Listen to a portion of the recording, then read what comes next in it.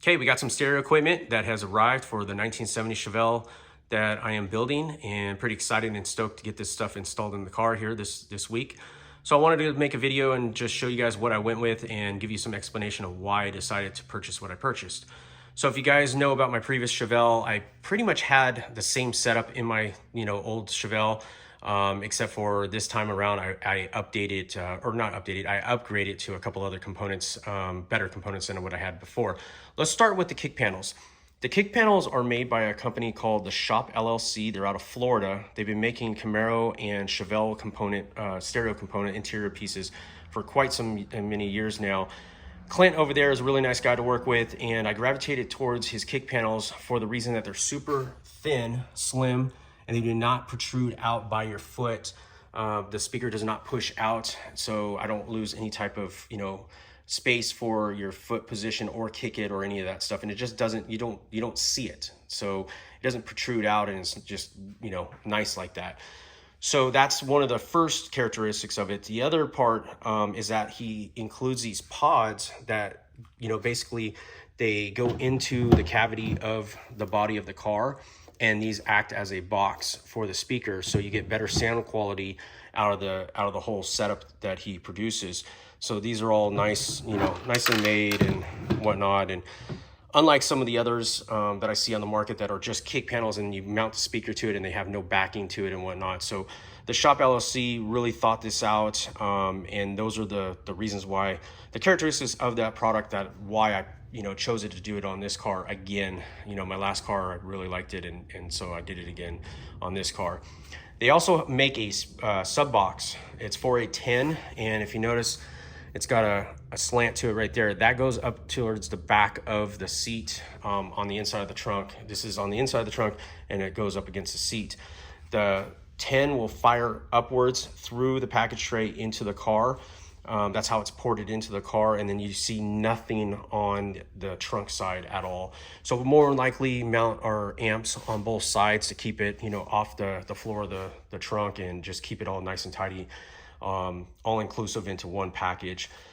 So that's going to be the sub box I'm going to be running. Last car, I went with the W3, JL W3. I upgraded to a W6, get a little bit more punch out of it. I really enjoyed what I got out of the W3, but I was doing it over again. I said, to heck with it, let's just spend a little bit more money. It's not that much more, and went with the W6. So I'm hoping that I'm going to, get a lot more out of it on that side for spending the extra money. Everyone that I talked to said that I'm going to value spending the extra money. So that's what I did. It's going to be powered by a JL Audio 600 watt amp for the sub. And then on the front, I'm running a JL Audio 400 watt 4-channel amp. And the package tray is going to have some C2 6x9s, and on the kick panels are going to be some C3 6.5s. So I had JL Audio's C2s front and rear in the last car. I was able to upgrade to the C3s on the front to get a little bit more better clarity, or whatever the C3s offer. Again, there was a little bit more money I spent. I said, let's just go ahead and upgrade and get a little bit more out of it. So I'm hoping to get some more clarity out of the front speakers. The rears and the 6x9s do not come in a C3, so I had to stick with the C2s on that. Let's talk about the head unit and what we have here. So this is an AAR Bluetooth factory 1970 replica radio. If you guys follow me on social media, I had been making some posts on trying to figure out what I was going to do, and I had purchased previously this factory AM radio. It works. It's in great condition. I didn't buy it because I was going to hook it up and run an AM, but I just wanted to put everything factory on the dashboard so it could look as factory as possible and kind of hide all the modifications and upgrades, right? So I bought this AM radio, and I put up on social media like, hey, what do you guys do? Put an aftermarket deck in the glove box, or they were suggesting to put a Bluetooth, amp in there.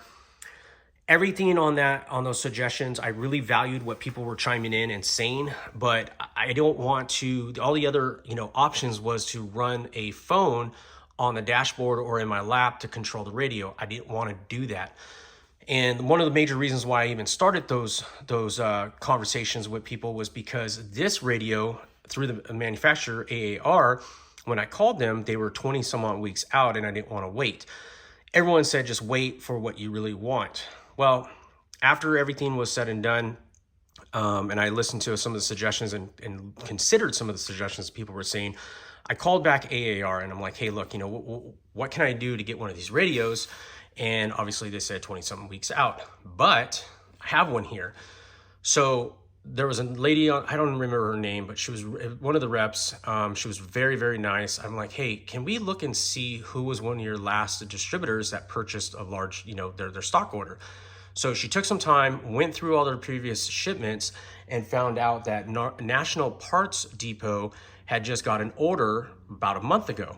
So I called them up, they had them in stock.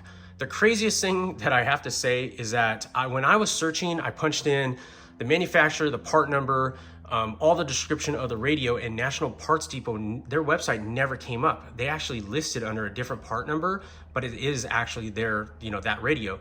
So I confirmed everything, made the purchase, and it was here within a couple of days. So I was lucky enough, well, not even lucky. I mean, anyone can go and, call up National Parts Depot and get one of these right now because they still have them in stock. So, a little bit more persistence on trying to get what I wanted, and I found it. So this AM radio is going to go up for sale. It's a factory radio.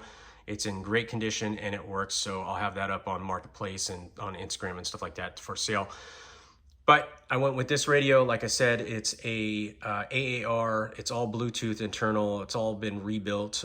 It's just a factory replicated 1970 Chevelle radio. As you can see how this is replicated to an FM. That's only an AM. So obviously the FM factory would have, this little slider that says FM over there, and then it would open up to AM. So they do look a little bit different on this, these two models, because this is just an AM and that's an AM FM. But if you put this next to an AM FM factory deck, it looks damn near identical. So I accomplished, keeping the car looking factory, but I have it all upgraded. And obviously you see how much more smaller profile, and this radio is quite a bit lighter. I mean, just insane how much smaller it is. You can look up the stats on AAR about this deck. It's like 35 watt per channel, or through for each speakers, and then they have the sub out, the amp outputs and stuff like that. I'm not really a radio guy on knowing all this stuff. This is all by suggestions. And I want to say real quick here, a big shout out to Rudy in Bakersfield. He's got a shop out there that did my previous Chevelle, Advanced Auto Stereo Solutions. I called him up and I'm like, look, Rudy, you're the guy I dealt with you last time. You knew exactly what I built. What am I going to value go into a W6? What am I going to value go into the C3? I'm using this deck, and he went and looked at everything for me.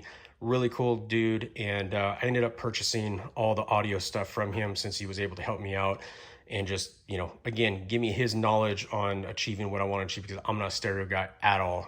So this is all thanks to Rudy and looking up online myself and just kind of figuring things out. But this is the whole overall package. Again, this AM radio is going bye-bye. But right there, that is going to be the stereo setup that I'm going to be going with. Obviously, I'm going to have a couple USB outlets, so then I can hook up the phone to the radio directly, or power the phones, power them up and stuff like that. But this is the stereo setup that I'm going with, getting it installed here in the next week at the shop that I'm dealing with, doing all the work. DP Classics is doing my power windows right now, and alarm, plus Dakota Digital gauges and stuff like that. If you watched my previous video, I showed off all those products. So stay tuned. I'll have a follow-up video showing how this all looks inside the car. And again, the Shop LLC makes the front kick panels and the sub box. All the rest of the other components are all JL Audio. And then the deck, the radio, is by AAR. I'll put some links down below and give you all the different dimensions, or information and part numbers and stuff like that down below in the description. Thanks for watching, and we'll see you on the next one. Thanks.